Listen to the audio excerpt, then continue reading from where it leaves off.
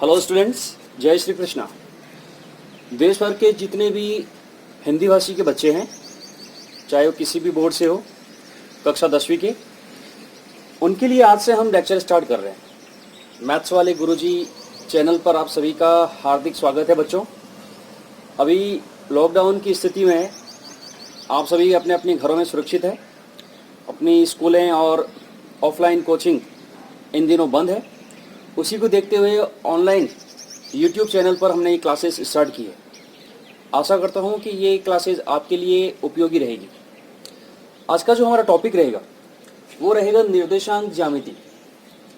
कक्षा 10वीं की बोर्ड परीक्षा के 80 नंबर के पेपर में से 7 से 8 नंबर के प्रश्न इस प्रश्नावली में से आते हैं। और ये प्रश्नावली आपके लिए नई नहीं है। कक्षा 6, 7, 8 और 9 में इस प्रश्नावली से संबंधित आपने काफ़ी कुछ डिस्कस किया है पहले से। ठीक है, तो आज का हम ये लेक्चर स्टार्ट कर रहे हैं।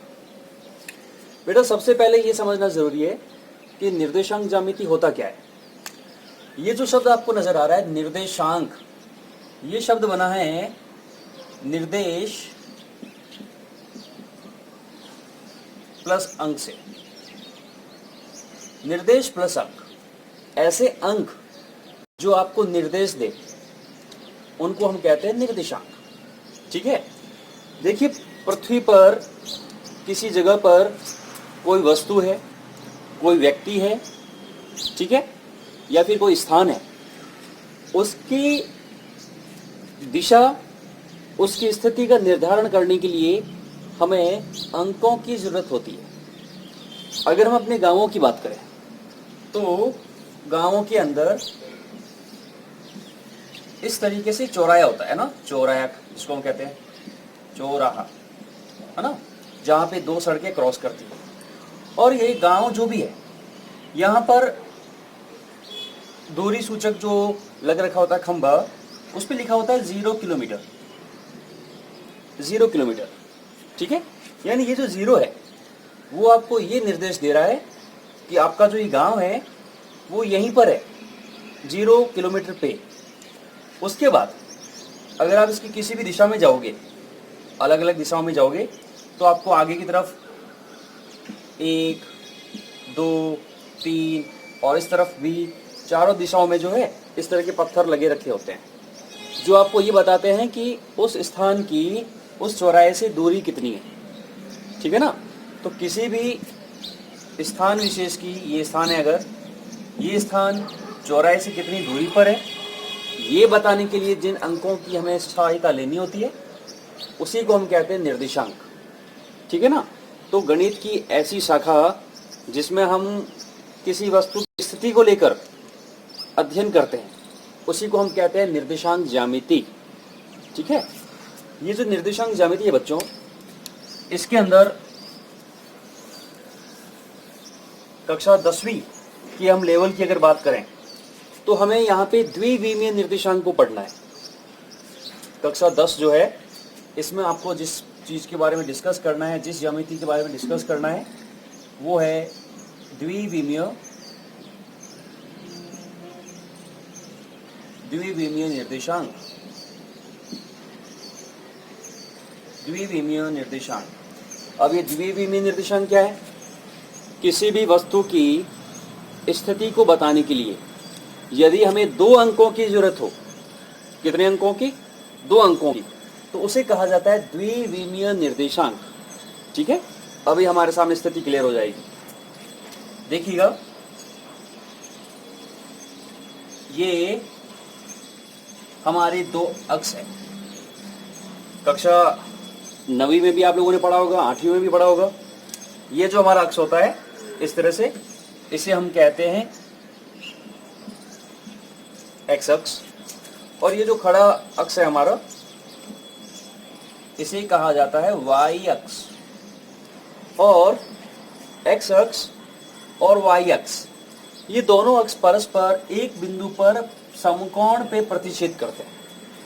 एक्स अक्ष और वाई अक्ष दोनों एक दूसरे को समकोण बिंदु पर प्रतिच्छेद करते हैं। यानी यहाँ पे जो ये कोण बन रहा है, ये 90 डिग्री का बन रहा है चारों तरफ। ठीक है, जिस बिंदु पर ये दोनों अक्ष प्रतिच्छेद कर रहे हैं बच्चों, इस बिंदु को कहा जाता है मूल बिंदु।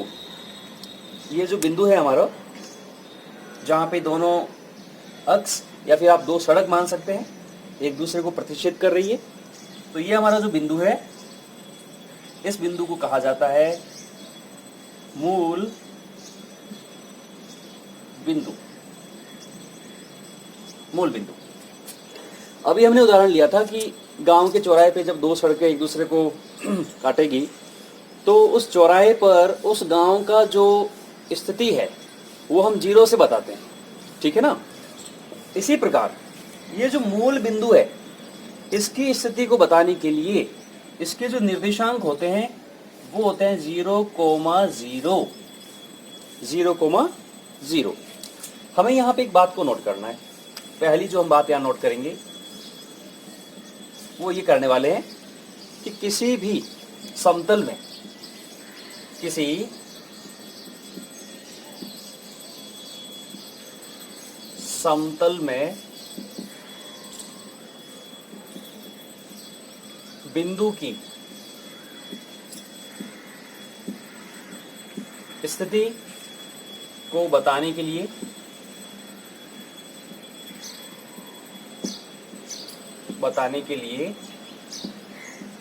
किसी समतल में बिंदु की स्थिति को बताने के लिए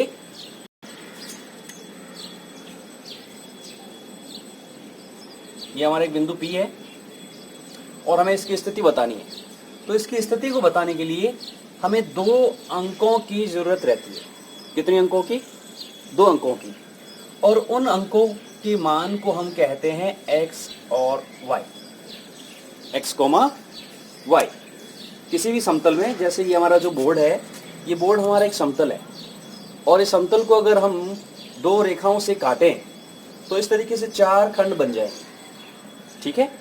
ये जो हमारा है x अक्ष होगा, ये हमारा y अक्ष होगा। और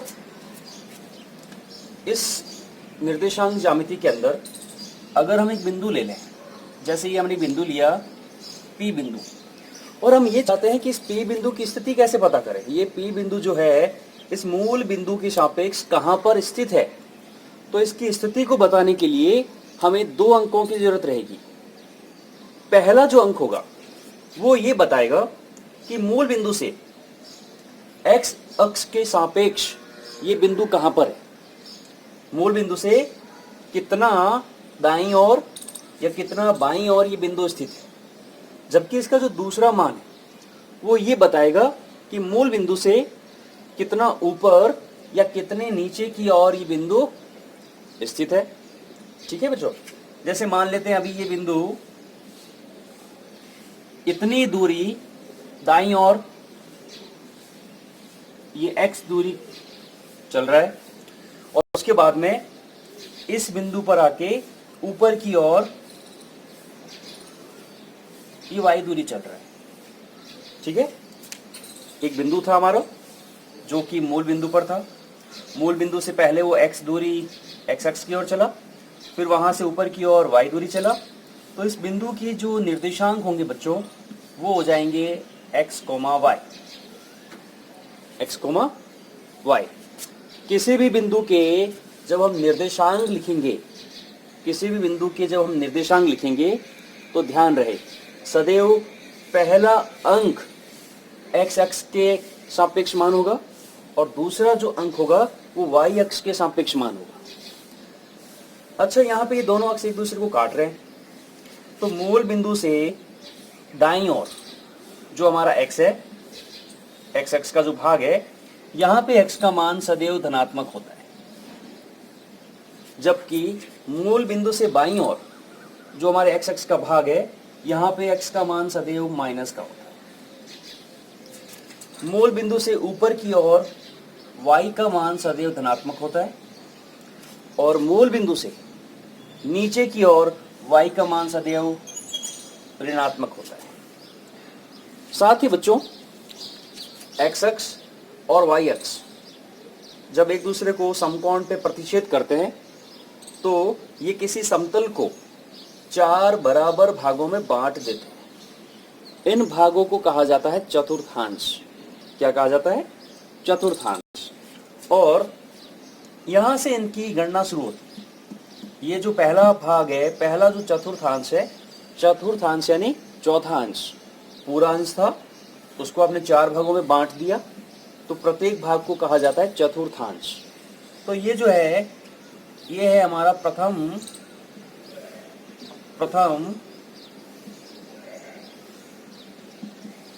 चतुर्थांश। इसके बाद में घड़ी की विपरीत दिशा में चलना है।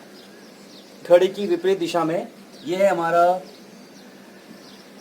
दूसरा चतुर्थांश, सेकेंड चतुर्थांश है ये हमारा।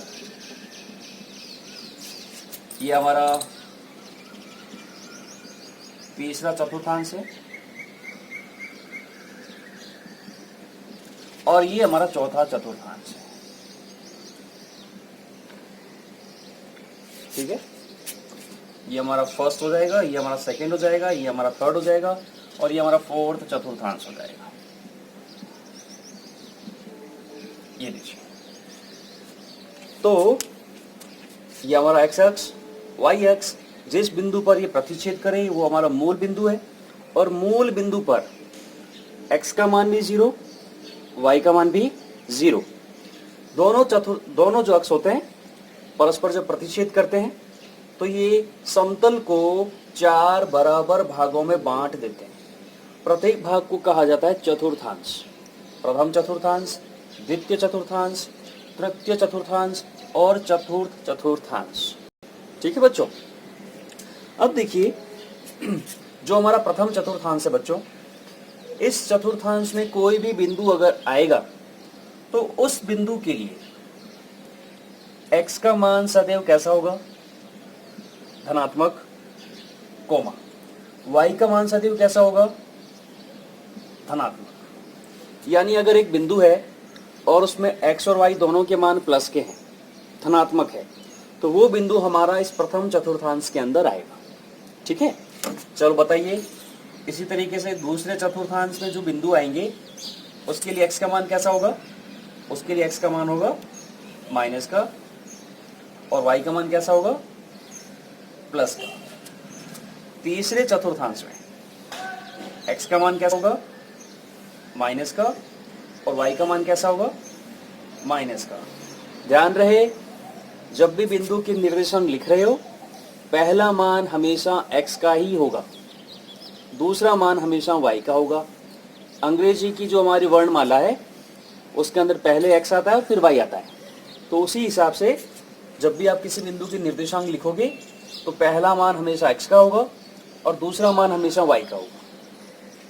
चलिए, चौथे चतुर्थांश में अगर कोई बिंदु होगा तो उसके लिए x का मान प्लस का और y का मान माइनस का।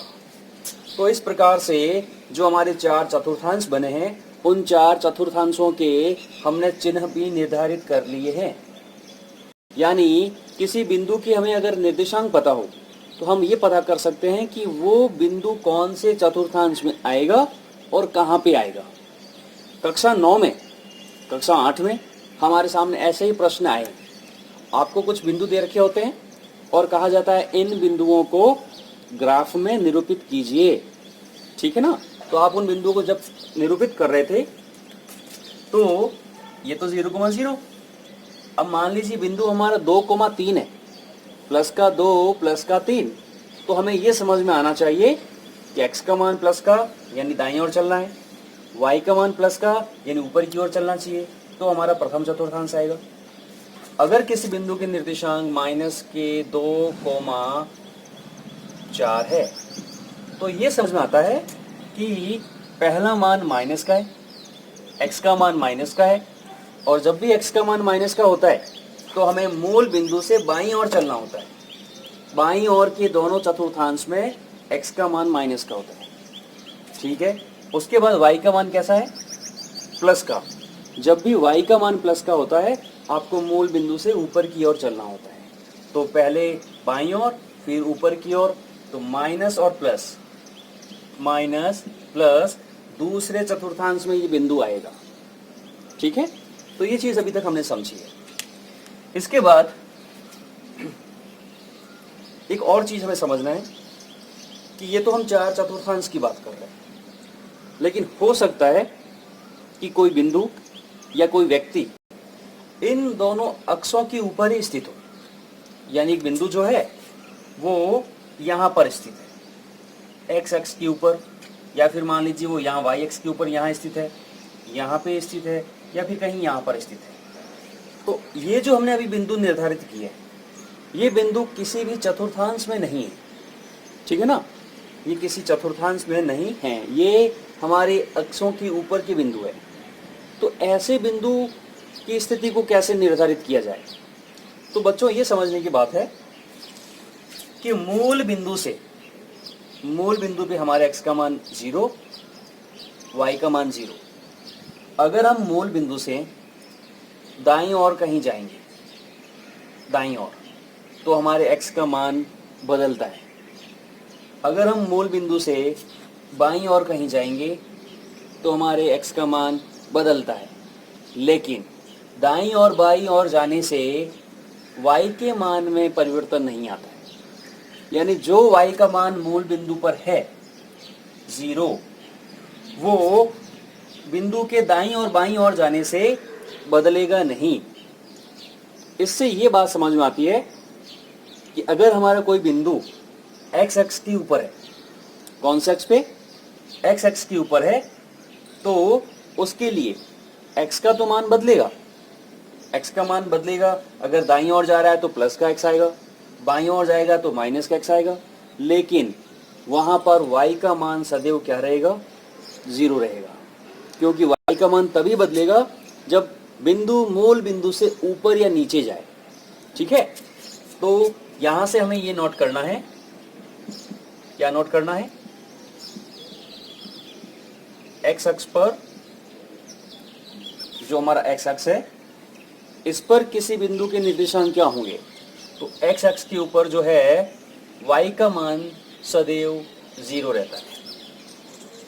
x अक्ष पर कहीं पर भी हम चले जाएंगे तो वहां y का मान सदैव क्या रहेगा? 0 रहेगा, ठीक है बच्चों। और इसी तरीके से अगर हम मूल बिंदु से ऊपर की ओर जा रहे हैं तो हमारे y का मान बदलेगा, y का मान प्लस का आएगा। अगर हम मूल बिंदु से नीचे की ओर जा रहे हैं तो हमारे y का मान फिर से बदलेगा और इस बार माइनस का होगा। लेकिन मूल बिंदु से ऊपर नीचे जाने से x के मान में बदलाव नहीं आता है, यानी x का मान वही रहेगा जो मूल बिंदु पे था, 0। तो यहां से हमें ये निष्कर्ष निकल रहा है कि y अक्ष पर x का मान सदैव क्या रहता है बच्चों? 0 रहता है, ठीक है बच्चों। तो ये बात हमें समझ में आनी चाहिए कि दो अक्षों से हमने किसी समतल को या भूमि की किसी टुकड़े को 4 बराबर भागों में बांटा, और ये 4 भाग हमारे चतुर्थांश कहलाते हैं। साथ ही मूल बिंदु जो हमारे गांव का चौराया है, वहां पे x का और y का मान 0 होता है। x का मान भी 0, y का मान भी 0। वहां से दाईं ओर चलेंगे तो x का मान 0 से प्लस का 1, 2, 3, 4 बढ़ेगा। अगर हम वहां से बाईं ओर जाएंगे तो x का मान 0 से कम होते हुए -1, -2, -3, -4 चलेगा, ठीक है। लेकिन इस स्थिति में y का मान वही रहेगा, तो x अक्ष के ऊपर y का मान कितना हो गया? 0। जबकि मूल बिंदु से ऊपर चलेंगे तो y का मान 1, 2, 3, 4 बढ़ेगा, और नीचे जाएंगे तो y का मान -1, -2, -3 ऐसे घटेगा। लेकिन इस स्थिति में x का मान नहीं बदलेगा, यानी y अक्ष के ऊपर x का मान क्या होता है? 0 होता है, ठीक है। तो यहाँ तक का जो कॉन्सेप्ट है आपको समझ में आ गया होगा। अभी हम एक इम्पोर्टेंट बात करेंगे, और बोर्ड परीक्षा के अंदर 1 नंबर का प्रश्न सामान्यतः यहाँ से कई बार पूछा गया। बच्चों, किसी बिंदु P की अगर हम बात करें जिसकी निर्देशांक हम x, y ले रहे हैं, एक बिंदु P है और उस बिंदु की निर्देशांक x, y है, तो ये जो x का मान है, जो ये x का मान है यहाँ पे, इसे इस बिंदु का भुज कहा जाता है, भुज। जबकि इसका जो ये y का मान है, इसे इस बिंदु P का कोटि कहा जाता है, कोटि। ठीक है बच्चों, किसी बिंदु के निर्देशांक अगर आपको दे रखे हैं, निर्देशांक में पहला मान x का होता है, दूसरा मान y का होता है, तो उसके x के मान को उस बिंदु का भुज कहा जाता है, जबकि उसके y के मान को उसकी कोटि कहा जाता है। याद कैसे रहेगा? तो बच्चों, जो भुज का मतलब होता है हमारी भुजा, और हमारी भुजा इस तरह से फैल रखी होती है ये, और ये कौन सा अक्ष है? x अक्ष है ना, तो x के मान को भुज कहा जाता है। दूसरा कोटि, तो दिवाली के दिनों में हमने कोटि छोड़ी होगी, है ना भाई, गुरफा कहते हैं जिसको, इस तरह से ऊपर की तरफ जाता है, जाता ही नहीं जाता है, तो इस तरह से ऊपर की तरफ कौन सा अक्ष जा रहा है? y अक्ष जा रहा है, तो y के मान को कहा जाता है कोटि। ठीक है बच्चों, तो एक तो ये प्रश्न हो गया। जैसे हमें प्रश्न कह दे कि बताइए -3,4, ये जो हमारा बिंदु दे रखा है हमें, बिंदु P, इसमें भुज का मान कितना है बताइए? इसमें भुज का मान कितना है, कोटि का मान कितना है? तो भुज का मतलब होता है x अक्ष का मान, जो कि यहाँ -3 है, और कोटि का मतलब होता है y अक्ष का मान, जो यहाँ पे 4 है। तो ये हमें समझ में यहाँ तक आना चाहिए। ठीक बात है बच्चों। एक और इम्पोर्टेंट, जो बोर्ड परीक्षा में कम से कम 4 से 5 बार पूछा गया है ना बच्चों, कई बार पूछा जाता है 1 नंबर के सवाल में। एक बिंदु हमें दे रखा है, कौन सा बिंदु दे रखा है? मान लीजिए P बिंदु दे रखा है, और प्रश्न ये कहा जाए, इस बिंदु P के आपको निर्देशांक दे रखे हैं x, y, और आपसे ये कहा जाए कि इस बिंदु की x अक्ष से दूरी या फिर y अक्ष से दूरी ज्ञात कीजिए। क्या प्रश्न आता है? किसी दिए गए बिंदु की x अक्ष से दूरी या फिर y अक्ष से दूरी ज्ञात कीजिए। तो ये हमें नोट करना है, बिंदु P x, y की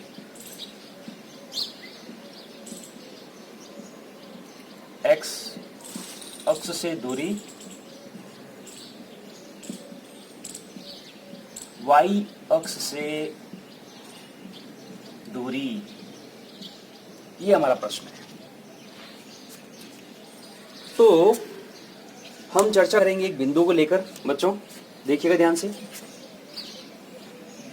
ये हमारा चतुर्थांश हो गया, चारों चतुर्थांश है हमारे, और एक बिंदु हम ले लेते हैं यहाँ पे, P बिंदु है ये हमारा, और चूंकि ये हमारे दूसरे इसका आएगा है ना, y x का मान माइनस का, तो मान लेते हैं -3 है, और y का मान ऊपर की तरफ है मूल बिंदु से, तो प्लस का आएगा, मान लेते हैं 4 है।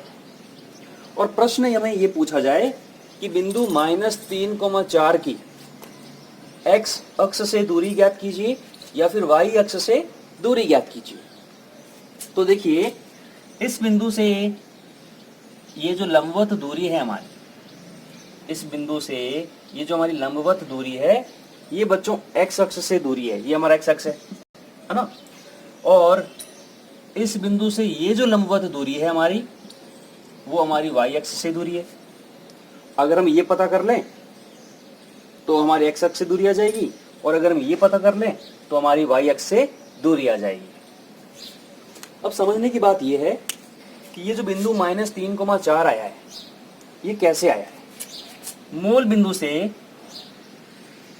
x अक्ष की ऋणात्मक दिशा में जब आप 1, 2 और 3 चले हो, तो यहाँ पे -3 आया होगा, और मूल बिंदु से ऊपर की तरफ 1, 2, 3, 4 चले होंगे, तब यहाँ पे क्या आया होगा?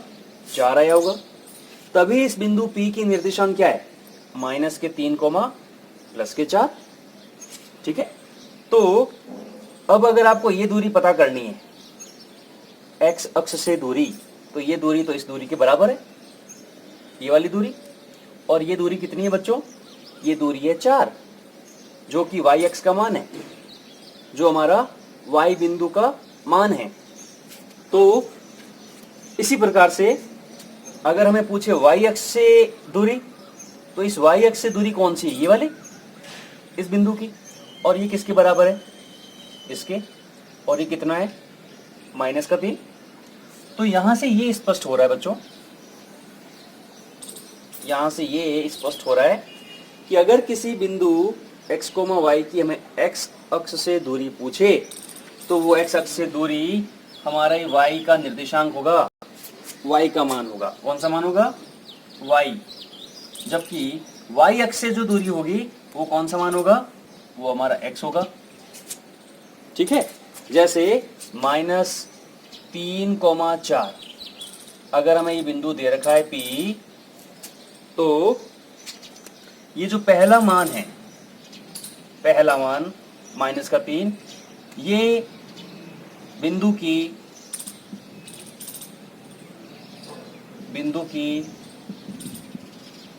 y अक्ष से दूरी है। जबकि ये जो दूसरा मान है जो कि y का मान है, वो बिंदु की x अक्ष से दूरी है। बच्चों यहाँ एक और चीज समझना जरूरी है, दूरी हमेशा धनात्मक होती है। दूरी हमेशा क्या होती है, धनात्मक होती है। ऐसा नहीं कह सकते कि मैं तो आज -2 किलोमीटर चला हूं, है ना। दूरी सदैव कैसी होती है, धनात्मक। लेकिन निर्देशांक में तो माइनस का चिन्ह भी आ सकता है। जब किसी बिंदु की हम स्थिति के लिए निर्देशांक लगाते हैं तो वो दूसरे, तीसरे, चौथे चतुर्थांश में होगा, तो उसमें x, y या दोनों माइनस की भी आ सकते हैं। तो क्या किया जाए, तो हमेशा ध्यान रखो, चाहे x अक्ष से दूरी पूछे, चाहे y अक्ष से दूरी पूछे, जो हमारे मान आएंगे वो सदैव हमें कैसे लेने हैं, वो सदैव हमें प्लस के लेने हैं। यानी अगर बिंदु की y अक्ष से दूरी पूछे तो वो दूरी आएगी इस -3 का, हमें इस तरह से मापांक लेना है। ये हमने इस 2 लाइनें जो बनाई है, इनको कहा जाता है मापांक। और ये मापांक क्या करता है, ये मापांक संख्या को धनात्मक बना के देता है। जो भी माइनस का मान होगा ये उसको प्लस का बना के दे देगा, यानी +3। और दूरी को मापने के लिए कुछ ना कुछ इकाई चाहिए, सेंटीमीटर, मीटर, किलोमीटर। जो हमें पता नहीं है तो हम पीछे लिख देंगे इकाई। इसी तरीके से x अक्ष से दूरी कितनी हो जाएगी, 4 इकाई। तो ये हमेशा आपको ध्यान रहे, जब भी आपको एक बिंदु दे और उस बिंदु से x अक्ष की दूरी पूछे, y अक्ष की दूरी पूछे, तो आपको क्रॉस वाले को लेना है। x अक्ष से दूरी y का धनात्मक मान, y अक्ष से दूरी x का धनात्मक मान, और पीछे इकाई लिखना भी जरूरी है। ठीक है ना। तो यहाँ पे 4 प्रश्न बनते हैं बच्चों, एक बिंदु को देकर। अगर आपको एक बिंदु दे दिया जाए, फिर से मैं यहाँ लिख रहा हूँ, ध्यान से समझिए। आपको बिंदु दे रखा है -2,5, ये आपको एक बिंदु दे रखा है और आपको इस बिंदु से संबंधित 4 प्रश्न पूछे जा सकते हैं। पहला प्रश्न, दिए गए बिंदु का भुज ज्ञात कीजिए। दूसरा प्रश्न, दिए गए बिंदु का कोटि ज्ञात कीजिए। तीसरा प्रश्न, दिए गए बिंदु की x अक्ष से दूरी ज्ञात कीजिए। और चौथा प्रश्न, दिए गए बिंदु की y अक्ष से दूरी ज्ञात कीजिए। एक बिंदु देकर परीक्षा में 1 नंबर के 4 प्रकार के सवाल पूछे जा सकते हैं। तो बताइए, भुज का मान कितना होगा? तो भुज का मान सदैव जो x का मान होता है वही होता है, चाहे वो प्लस का हो चाहे माइनस का हो, तो -2। कोटि का मान कितना होगा? तो कोटि का मान जो y का मान होगा वही होगा 5। बिंदु की x अक्ष से दूरी क्या होगी? बिंदु की x अक्ष से दूरी होगी y का धनात्मक मान। तो y का धनात्मक मान कितना है यहाँ पे? 5। और दूरी है इसलिए पीछे क्या लगाएंगे? इकाई। और अंतिम y अक्ष से दूरी, तो y अक्ष से दूरी होती है x का धनात्मक मान, और यहाँ पे जो x है हमारा वो -2 है। तो इस -2 को मापांक में रखेंगे तो ये मान कैसा देगा अपने को?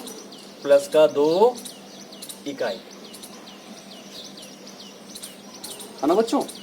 तो इस तरीके से अभी तक हमने जो चीज़ समझी है, ये निर्देशांक ज्यामिति का बेसिक है।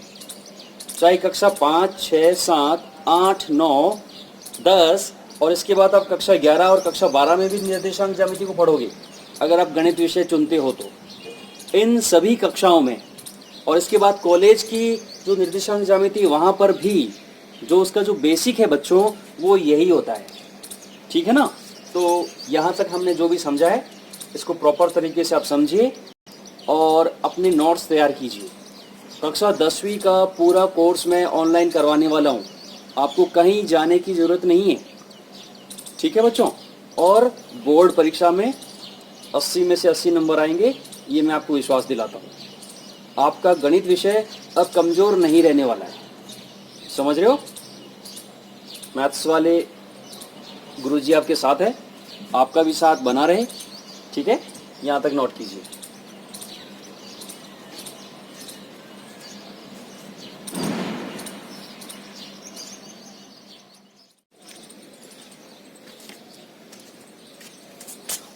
तो बच्चों आगे चर्चा करते हैं। दूरी सूत्र। सबसे पहले हम ये दूरी सूत्र क्या होता है वो देखते हैं, और उसके बाद उस पर आधारित किस किस प्रकार के प्रश्न बनते हैं उनकी भी आज हम चर्चा करेंगे। देखिए, यदि हमारे कोई दो बिंदु हमें दे रखे हो, बिंदु P और बिंदु Q, ठीक है, और हमें इन दो बिंदुओं के बीच की ये जो दूरी है वो हमें ज्ञात करनी है। किसी भी बिंदु की स्थिति को बताने के लिए वहाँ पे x, y दो अंक दे रखे होते हैं। मान लेते हैं जो बिंदु P है इसके निर्देशांक x1, y1 है, और जो बिंदु Q है इसके निर्देशांक x2, y2 है। इस बिंदु के लिए x का मान होगा और y का मान होगा, और इस बिंदु के लिए भी x का और y का मान होगा, और हमें यहाँ पे इन दोनों बिंदुओं के बीच की दूरी ज्ञात करनी है। दो बिंदुओं के बीच की दूरी को कैसे लिखा जाता है? P और Q बिंदु के बीच की दूरी अगर हमें निकालनी है तो इसे कहा जाएगा PQ। क्या कहा जाएगा? PQ।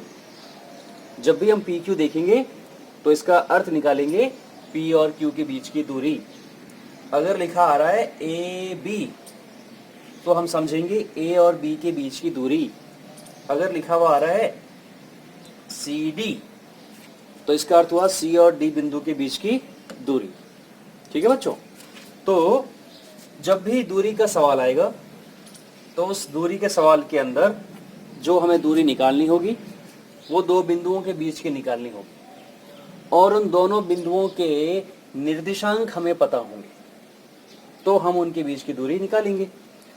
बीच की दूरी का जो सूत्र है बच्चों, PQ, P और Q बिंदु के बीच की दूरी, उसका सूत्र है बच्चों रूट दोनों और जो x के मान है, यहाँ पे x का मान x2, यहाँ x का मान x1, इन दोनों के अंतर का वर्ग, यानी आपको बड़े मान में से छोटे मान को घटाना है और उसका स्क्वायर करना है, प्लस दोनों और जो y के मान है उनके अंतर का वर्ग, यानी y2 माइनस y1 का स्क्वायर। ये सूत्र है हमारा दूरी सूत्र। इस सूत्र के माध्यम से दो दिए गए बिंदुओं के बीच की दूरी हम ज्ञात कर सकते हैं। ठीक है बच्चों? यहाँ पर अगर हम x1 माइनस x2 लिख दें या फिर y1 माइनस y2 लिख दें तो उससे भी हमारा उत्तर चेंज नहीं होने वाला है। ठीक है? क्यों नहीं होने वाला है?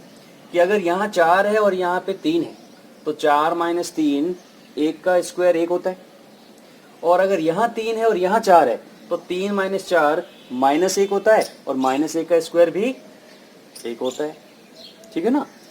चलिए, तो कॉन्सेप्ट ये है हमारा कि दो बिंदुओं के बीच की अगर हमें दूरी निकालनी है तो उसके लिए हम इस सूत्र को काम में लेंगे। ये सूत्र कैसे आया है हम ये भी समझ सकते हैं, लेकिन हमारे लिए ये इम्पोर्टेंट नहीं है। ठीक है? तो शुरू करते हैं हम कुछ एग्जाम्पल के साथ में। पहला सवाल लेते हैं। देखिए, आपको दो बिंदु दे दिए जाए आपसे कहा बिंदु बिंदु 1,2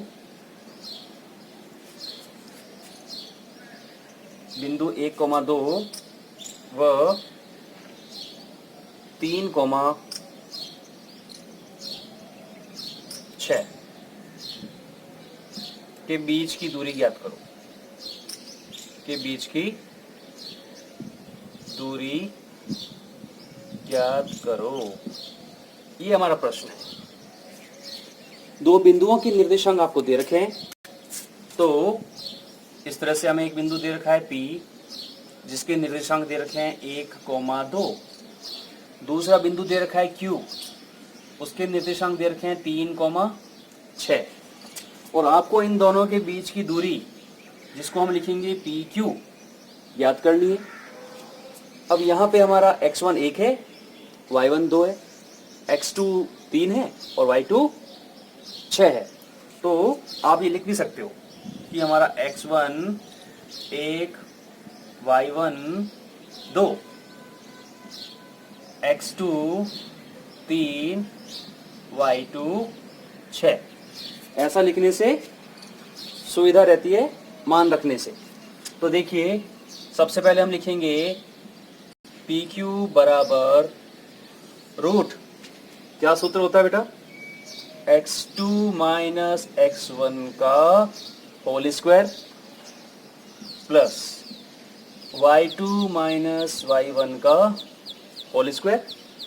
ठीक है, अब यहां से हम मान रखेंगे PQ बराबर under root x2 minus x1 का स्क्वायर। तो x2 कितना है आपका 3, माइनस x1 कितना है आपका 1, इसका स्क्वायर प्लस y2 कितना है बेटा 6, माइनस y1 कितना है आपका 2, स्क्वायर बराबर रूट 3 माइनस 1 2 और 2 का स्क्वायर 4 प्लस 6 माइनस 2 4 और 4 का वर्ग कितना होता है 16। तो ये कितना हो गया बेटा, ये हो गया रूट 16 प्लस 4 20। ठीक है, तो P और Q के बीच की जो दूरी आ रही है वो आ रही है रूट 20।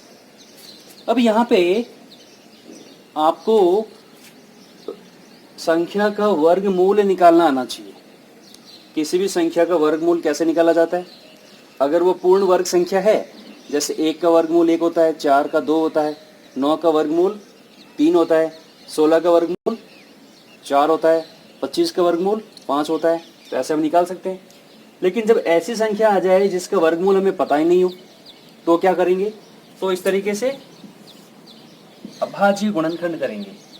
20, 2 का भाग लगाया इसमें 10 बार, 2 का भाग लगाया 5 बार, 5 का भाग लगाया 1 बार।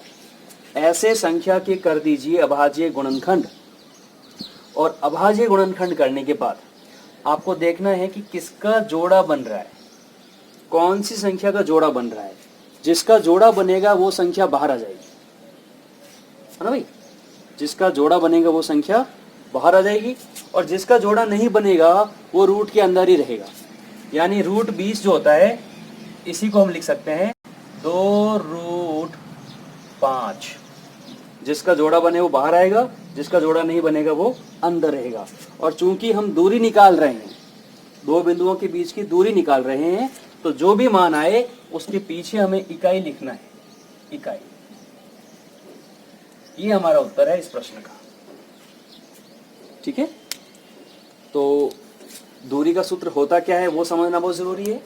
आपको इस तरीके से एक बिंदु और दो बिंदुओं के निर्देशांक दे रखे होंगे, उनके बीच की दूरी आपको ज्ञात करनी है। और कौन से फॉर्मूले से करोगे, इस फॉर्मूले से।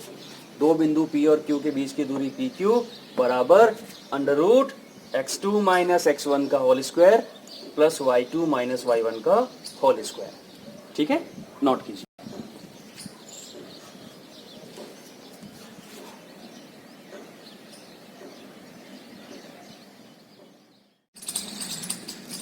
दूरी सूत्र पर आधारित एक और प्रश्न लेते हैं बच्चों, और ये सवाल बोर्ड परीक्षा में आया हुआ है और अच्छा सवाल है। सवाल पूछा गया है, मूल बिंदु से बिंदु -3,4 की दूरी ज्ञात कीजिए।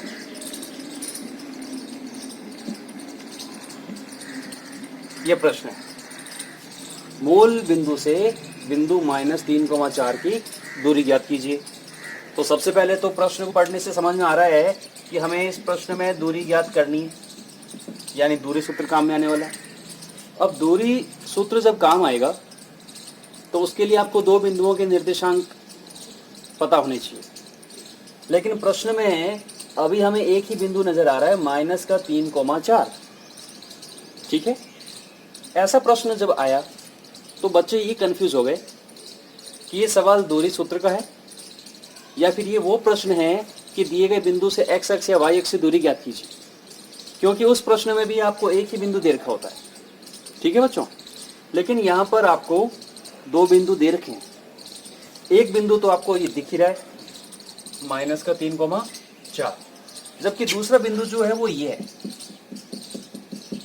मूल बिंदु, क्योंकि मूल बिंदु के निर्देशांक हमें पता होता है। मूल बिंदु के निर्देशांक 0,0 होते हैं, है ना बच्चों।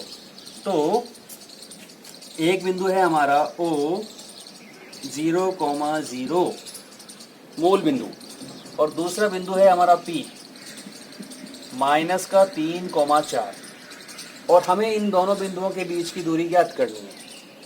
तो यहाँ पर अपना जो x1 है 0 है, y1 0 है, x2 -3 है और y2 4 है, और हमें इन दोनों बिंदुओं के बीच की दूरी OP ज्ञात करनी है। तो सबसे पहले तो दूरी का फॉर्मूला यूज करेंगे, क्योंकि OP बराबर √x2 - x1 का वर्ग y2 - y1 का वर्ग। अब मान रख देते हैं सभी के।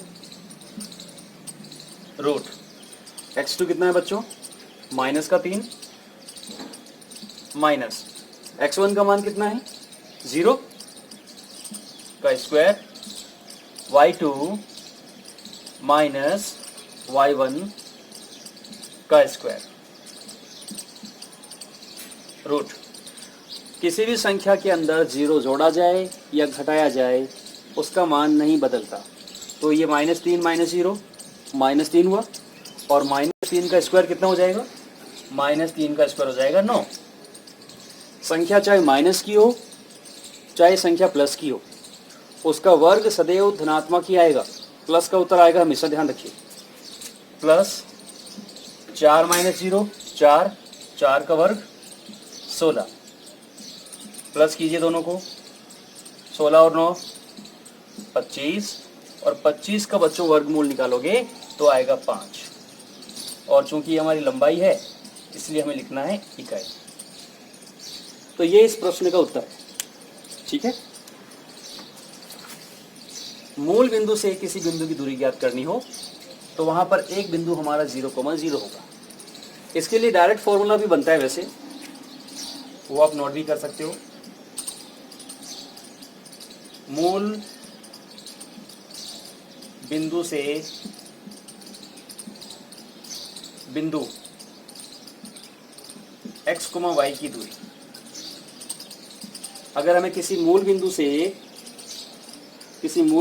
किसी बिंदु x, y की दूरी ज्ञात करनी है बेटा, तो वो दूरी OP आएगी √x² + y²।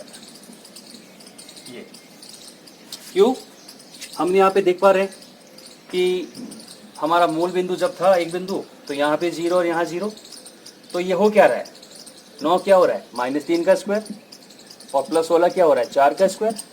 तो अगर ये हमारा x और ये हमारा y है, तो मूल बिंदु की x, y से दूरी क्या होगी, √x² + y² तो ये डायरेक्ट फॉर्मूला भी हम काम में ले सकते हैं अगर हमें ये पता हो तो, और अगर पता नहीं है तो एक बिंदु को 0,0, दूसरा बिंदु हमारा दे ही रखा है, दूरी का सूत्र काम में लेंगे और आंसर निकाल लेंगे। ठीक है, नोट कीजिए।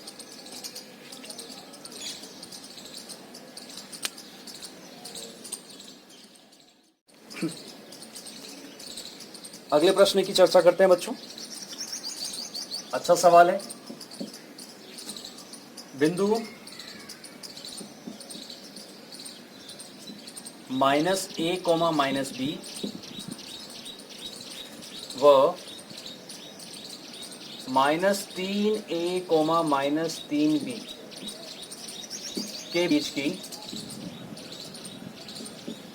दूरी ज्ञात कीजिए।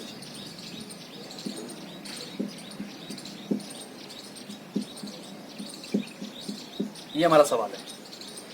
दो बिंदु हमें दे रखे हैं, -a, -b और -3a, -3b।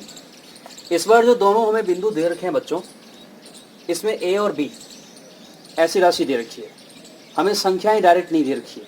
ठीक है, लेकिन सवाल इजी है, ध्यान से समझिएगा इसे। ये लीजिए, क्योंकि हमें इस प्रश्न में दूरी ज्ञात करनी है तो दो बिंदु हमने लिए। एक बिंदु हमारा P है, -a, -b। दूसरा बिंदु हमारा Q है, -3a, -3b। ठीक है, तो ये हमारे x1 और y1 हो जाएंगे। x1 का मान -a, y1 का मान -b। यहाँ से x2 का मान -3a और y2 का मान -3b। तो दो दिए गए बिंदुओं से x1 y1 और x2 y2 हमने पता कर लिया। अब हमें P और Q के बीच की दूरी ज्ञात करनी है। ठीक है, तो सबसे पहले दूरी का सूत्र काम मिल लिया, PQ रूट, क्या फॉर्मूला होता है बेटा, x2 - x1 का होल स्क्वायर, y2 - y1 का होल स्क्वायर। ठीक है, अब रखेंगे इनके मान। तो x2 कितना बेटा, -3 है, फिर ये फॉर्मूले का माइनस, और इसके बाद आएगा x1। x1 भी है हमारा माइनस का, तो हमेशा ध्यान रखो माइनस के बाद जब माइनस आएगा तो वहां प्लस बन जाएगा। ठीक है, इसका square plus y2 -3b minus, और y1 कितना बेटा, y1 है आपका -b। तो फिर से माइनस के बाद जब भी माइनस आए तो वहां प्लस का चिन्ह बन जाता है, तो ये प्लस का b का होल स्क्वायर अंडर रूट। बेटा जब भी ऐसे नंबर आए जिसके अंदर आपको ABC XYZ नजर आए तो आपको ये सोचना है कि ये कितने A है, ये माइनस के 3 A, और ये कितने A है, ये प्लस का 1 A है। ठीक है, जब भी आपको गणित की संख्या के साथ कोई नंबर, कोई नाम नजर आए, ABC या कुछ भी नजर आए, ठीक है, तो आप ये मान के चलिए कि वो जो हमारा ABC है वो कोई वस्तु है। ठीक है, जैसे मान लेते हैं यहाँ पे A जो है आपका आम है, क्या है, आम। तो ये कितने आम है, ये माइनस के 3 आम है बेटा, और ये कितने आम है, ये 1 आम है ना। तो बताइए माइनस के 3 आम और प्लस का 1 आम कितना हो जाएगा। माइनस के नीचे की तरफ मैं उंगली कर रहा हूँ ना, ये माइनस है, ऊपर की तरफ जब उंगली करूँ तो प्लस है। तो माइनस के 3 और प्लस का 1, तो एक प्लस का और एक माइनस का कट जाएगा, तो माइनस के कितने बच गए, 2। ठीक है, जब भी एक संख्या प्लस की हो और एक संख्या माइनस की हो तो हमेशा उनका अंतर आएगा। तो 3 और 1 का अंतर कितना हुआ बेटा, 2 हुआ। अब ये देखो कि दोनों में से बड़ी संख्या कौन सी है, जो बड़ी संख्या होगी उसी का चिन्ह आएगा। तो ये माइनस के 2 आम, तो यहाँ तो आम हमारा ए था, तो माइनस के 3a और प्लस का 1a होता है माइनस के 2a। कई बार बच्चे क्या करते हैं, वो देखते हैं कि ये a से a जुड़ जाएगा तो ये 2a हो गए, ये माइनस के 3a हो गए, तो वो अपने अपने अलग अलग कॉन्सेप्ट लगाते हैं बेटा, है ना। तो गलत कॉन्सेप्ट मत लगाइए। साथ ही इधर देखिए, माइनस के 3b और प्लस का b, माइनस के 3b और प्लस का 1b, तो एक प्लस का और एक माइनस का कट जाएगा, तो फिर से माइनस के 2b बचेंगे, तो माइनस के 2b का भी स्क्वायर अंडर रूट। जब भी किसी संख्या का वर्ग किया जाता है, चाहे वो प्लस की हो चाहे वो माइनस की हो, उसका वर्ग हमेशा प्लस का आता है। तो माइनस का स्क्वायर तो प्लस हो गया, 2 का स्क्वायर 4, a का स्क्वायर a स्क्वायर, माइनस 2 का स्क्वायर 4, b का स्क्वायर b स्क्वायर। बेटा प्लस के दोनों तरफ से 4 कॉमन आ रहा है, प्लस के दोनों तरफ से अंडर रूट के अंदर 4 कॉमन आ रहा है। इसके पास भी 4 है, इसके पास भी 4 है।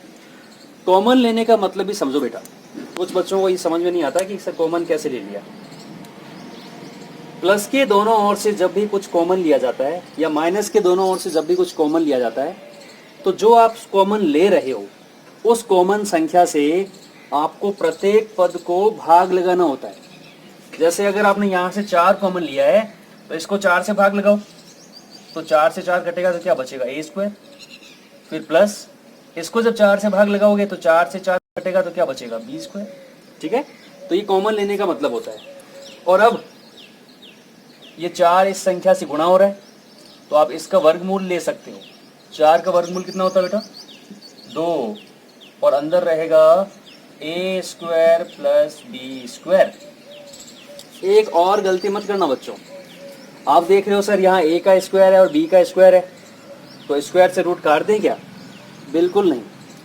जब दो संख्याएं परस्पर प्लस होती है या परस्पर माइनस होती है, जब भी दो संख्याएं परस्पर प्लस या माइनस होती है, तो उनको किसी से भी काटा नहीं जा सकता। इसको आप नोट कर लीजिए अपनी किताब में, कॉपी में, ठीक है। जब भी दो संख्याएं प्लस या माइनस होती है, उनको कभी किसी संख्या से काटा नहीं जा सकता, ये ध्यान रखिए। तो a square plus b square को इस स्क्वायर से इस रूट को काटा ही नहीं जा सकता, ठीक है। अगर ये ऐसा होता, a प्लस b का होल स्क्वायर और फिर इस पे रूट होता, तो अब इसके ऊपर ये, इस पूरे के ऊपर ये स्क्वायर लगा है, तो ये और ये कट सकता है। लेकिन a स्क्वायर और b स्क्वायर से रूट नहीं कट सकता, क्योंकि a स्क्वायर और b स्क्वायर परस्पर क्या हो रहे हैं, प्लस हो रहे हैं, ठीक है। तो ये जो हमारा उत्तर आया है 2 root a square plus b square, ये हमारा फाइनल आंसर है। और चूंकि ये दूरी है इसलिए पीछे क्या लगाएंगे, इकाई। तो ये हमारा उत्तर है, ठीक है। कक्षा 10वीं की गणित अच्छे से करवाने के साथ साथ जो छोटी क्लासेस के जो कॉन्सेप्ट होते हैं बेटा, जो कहीं ना कहीं आपने मिस कर रखे हैं, वो भी मैं आपको साथ साथ समझाता रहूँगा, ताकि आपकी गणित के बेसिक कॉन्सेप्ट जो है वो बहुत बढ़िया हो जाए। आप बारीक और छोटी छोटी गलतियां ना करो, ठीक है। इसे नोट कीजिए।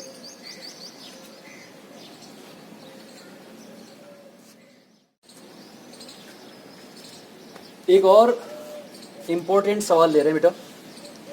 ये सवाल अलग अलग स्टेट की बोर्ड परीक्षाओं के अंदर कई बार आ चुका है, ठीक है। प्रश्न है हमारा, यदि बिंदु 5,7 और बिंदु x,3 के बीच की दूरी 5 मात्रक है, तो x का मान ज्ञात कीजिए। सवाल इंपॉर्टेंट है। सवाल क्या कह रहा है, देखिए, आपको दो बिंदु दे रखे हैं, ठीक है।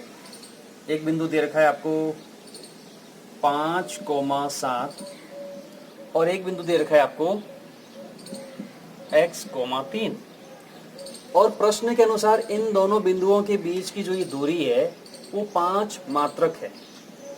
5 मात्रक या 5 इकाई है, ठीक है। दोनों बिंदुओं को हमने नाम दे दिया। काफी देर से हम PQ ले रहे हैं, है ना। PQ ने ठेका नहीं ले रखा है, आप इनका नाम कुछ भी रख सकते हो, ठीक है।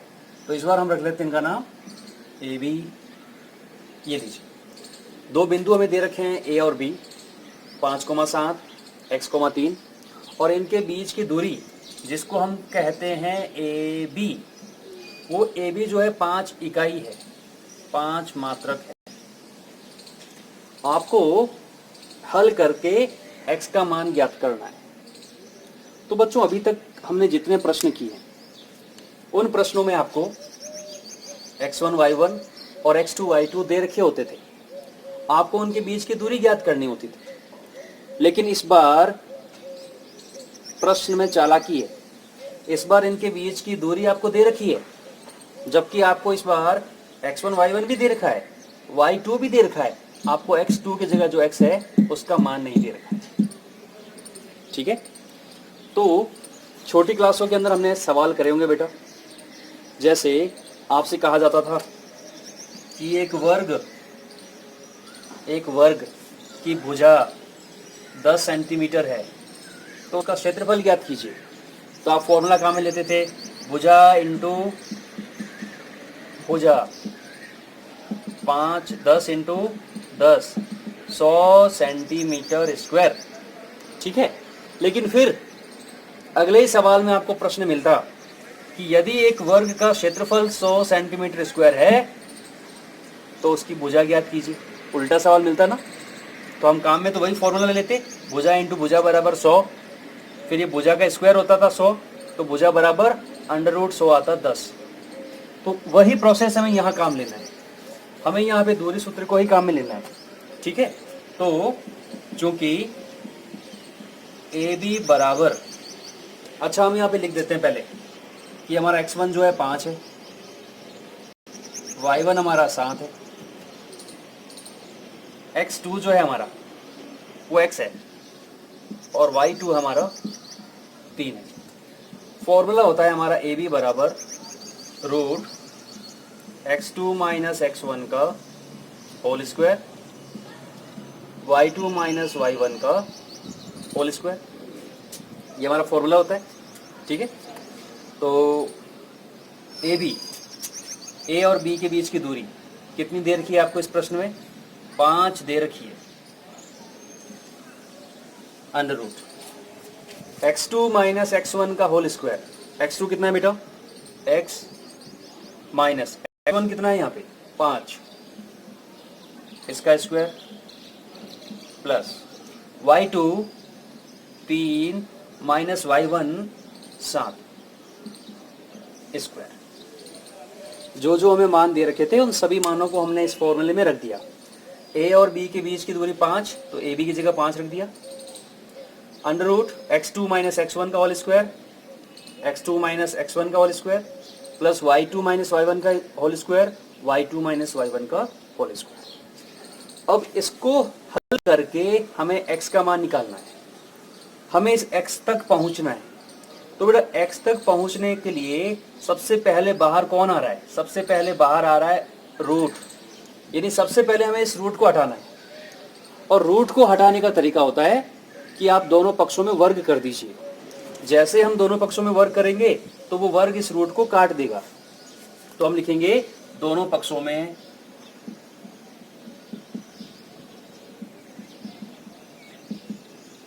वर्ग करने पर 5 का स्क्वायर तो कितना हो जाएगा बेटा, 5 का स्क्वायर, और इधर ये अंडर रूट के अंदर जो भी था x माइनस 5 का स्क्वायर प्लस, अच्छा 3 माइनस 7 कितना होता है, 3 माइनस 7 माइनस के 4, और माइनस के 4 का स्क्वायर कितना होता है 16। इसका भी आपको क्या करना है, स्क्वायर करना है। दोनों पक्षों में आपने वर्ग किया, तो 5 का स्क्वायर तो 25 हो गया बराबर, और यहाँ स्क्वायर से रूट क्या हो गया, कट गया, अंदर से बाहर आया x माइनस 5 का स्क्वायर प्लस का 16। ठीक है, अब इस x वाले पद के साथ में कौन है, प्लस के 16, प्लस के 16 है। अच्छा इससे पहले आप ये भी कर सकते हो कि यहाँ पे x माइनस 5 का होल स्क्वायर खोल सकते हो। बेटा ये एक सर्व समीकरण है जो हमने छोटी क्लासों में पढ़ी है, a माइनस बी का होल स्क्वायर, यहाँ लिख देता हूं मैं, a माइनस बी का होल स्क्वायर बराबर क्या होता है, ए स्क्वायर माइनस का 2ab प्लस का बी स्क्वायर। ये एक सर्वसमीका होती है। अगर एक संख्या माइनस दूसरी संख्या का वर्ग हो तो उसको इस तरीके से खोला जाएगा। तो इसको हम खोल देते हैं, देखिए 25 बराबर a माइनस बी का होल स्क्वायर, a का स्क्वायर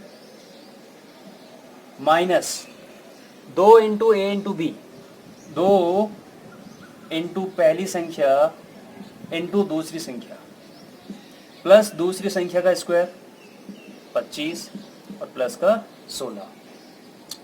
इसको हल कीजिएगा। 25 बराबर एक्स स्क्वायर माइनस के कितने एक्स हो गए भैया, माइनस के 10 एक्स हो गए, प्लस के 25 हो गए और प्लस के 16 हो गए। मैंने यहाँ 25 और 16 को जोड़ा ही नहीं। क्यों नहीं जोड़ा? क्योंकि प्लस के 25 इसके पास भी है और प्लस के 25 इधर भी है, तो ये प्लस के 25 दोनों ओर से क्या हो जाएंगे, कट जाएंगे। और कटने के बाद हमें जो मिलेगा वो मिलेगा एक्स स्क्वायर माइनस के 10x प्लस के 16 और बराबर में 0। समझ पा रहे हो? अगर आप प्लस के 25 इधर भेजोगे तो माइनस के 25 होंगे कि नहीं होंगे? तो प्लस के 25 और माइनस के 25 कट जाएंगे। तो हमें ध्यान रखना है बराबर के दोनों ओर समान चिन्ह की अगर समान संख्या है तो वो एक दूसरे को काट देगी। ठीक है? बराबर के दोनों ओर समान चिन्ह की समान संख्या कट जाती है। ठीक है? अब ये जो हमें मिल रहा है एक्स स्क्वायर माइनस के 10x प्लस के 16 बराबर 0, इसको हम कहते हैं द्विघात समीकरण। क्या कहते हैं? द्विघात समीकरण। और द्विघात समीकरण को हल करने के अलग अलग तरीके हैं। एक तरीका होता है श्रीधराचार्य सूत्र, एक होता है गुणनखंड विधि, होता है ना, एक होता है पूर्ण वर्ग विधि। तो 3 अलग अलग तरीकों से किसी द्विघात समीकरण को हल किया जा सकता है बेटा। आपको जो भी तरीका अच्छा लगे आप उस तरीके से इसको सॉल्व कर लीजिए। ठीक है? मेरे हिसाब से श्रीधराचार्य सूत्र आपके लिए सबसे अच्छा है। श्रीधराचार्य सूत्र जो है, क्योंकि उसमें ज़्यादा आपको सोचना नहीं पड़ेगा। एक फॉर्मूला है जो याद रखो। और क्या है फॉर्मूला? फॉर्मूला बेटा ऐसा है कि अगर A X square plus B X plus C बराबर 0 कोई हमारा द्विघात समीकरण है, तो उस द्विघात समीकरण के लिए x का मान निकलेगा माइनस का b plus minus under root b square minus का 4ac बट्टा 2a। x बराबर माइनस का b plus minus under root b square minus 4ac बट्टा 2a। ठीक है? अच्छा, ये जो भी हम अभी कर रहे हैं, एक और प्रश्नावली है आपके बहुपद। ठीक है? तो उसमें ये सारे हम समझेंगे वैसे। ठीक है? तो अभी आप याद रखिए कि किसी द्विघात समीकरण को अगर हमें हल करना है, A X square plus B X plus C बराबर 0, तो उसके लिए इस फॉर्मूले को काम में लिया जाएगा। x बराबर माइनस का b plus minus under root b square minus 4ac बटा 2a। तो यहाँ देखिए एक्स स्क्वायर के साथ a है, यहाँ एक्स स्क्वायर के साथ कौन है? 1। तो आपका जो a है ना बेटा यहाँ पे वो 1 है। यहाँ x के साथ कौन है फॉर्मूले में? प्लस का b। और यहाँ x के साथ कौन है? माइनस के 10। तो आपका b का मान कितना है? माइनस के 10। और यहाँ प्लस का c है और यहाँ प्लस के 16 है, तो c कितना हो गया बेटा? 16। तो ABC का मान हम इस तरीके से निकाल सकते हैं। और अब इस ABC का मान आप इस फॉर्मूले में रख दोगे तो हमारे x के मान क्या आएंगे? देखिए माइनस b है आपका माइनस का 10 प्लस माइनस रूट b का स्क्वायर माइनस 10 का square minus 4 into a into c और बट्टा में 2 इंटू a। x बराबर माइनस माइनस प्लस के 10 हो जाएंगे, plus minus under root minus 10 का स्क्वायर कितना होता है? 100 माइनस 16 का 4 से गुणा करोगे, 16 चौके 64 और बट्टा में 2। x बराबर 10 प्लस माइनस 36 बटा 2, 10 प्लस माइनस 36 का रूट कितना होता है बेटा? 6 और बटा में 2।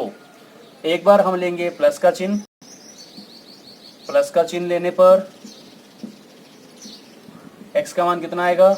10 प्लस 6 बटा 2, 16 बटा 2 कितना आएगा? 8। एक तो हमारे x का मान 8 आ गया। और दूसरी बार लेंगे माइनस का चिन्ह, माइनस का चिन्ह लेने पर x बराबर 10 माइनस 6 बटा 2, 10 माइनस 6 4, 4 बटा 2 2। ये लीजिए। तो इस तरीके से द्विघात समीकरण को हमें हल करना है और हल करने से x के कितने मान आ रहे हैं? 2 मान आ रहे हैं बेटा। यानी अगर यहाँ पे x का मान 8 रखा जाए या फिर यहाँ x का मान 2 रखा जाए, उन दोनों स्थिति में इन दो बिंदुओं के बीच की दूरी क्या रहेगी? 5 रहेगी।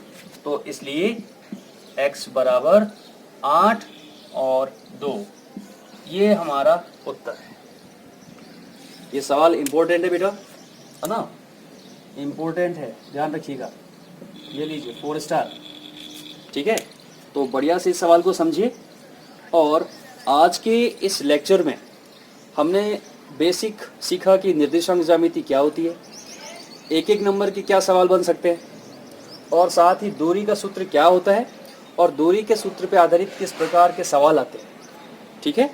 आपके पास अगर किताब है आपकी कक्षा 10 की, तो उसकी जो प्रश्नावली है निर्देशांक ज्यामिति, उसमें दूरी सूत्र से संबंधित जो भी प्रश्न हैं यहाँ तक के, वो सारे आप कीजिएगा।